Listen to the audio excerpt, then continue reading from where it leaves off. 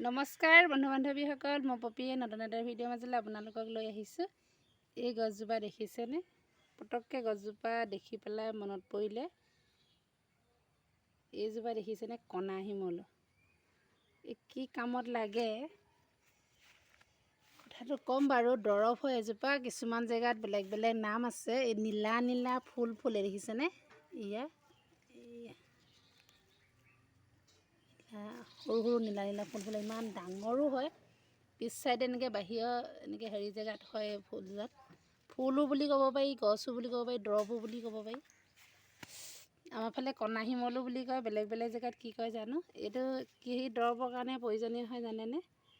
এইটো আজিনা নে আচিনা কি কয় জানো। ইয়াত দি দিলে মানে এই এনেকৈ ছিঙি, এনেকৈ আগটো ছিঙি, এইটো ছিঙি ইয়াৰ আঠাটো লগাই দিলে মানে আজিনাটোত এইটো মৰি যায় আকৌ একেবাৰে জনি মৰি যায়, কেতিয়াও নুঠে। মই দিছিলোঁ, দিয়াৰ পিছত আৰু আজিলৈকে উঠা নাই ঈশ্বৰে কোৱাত।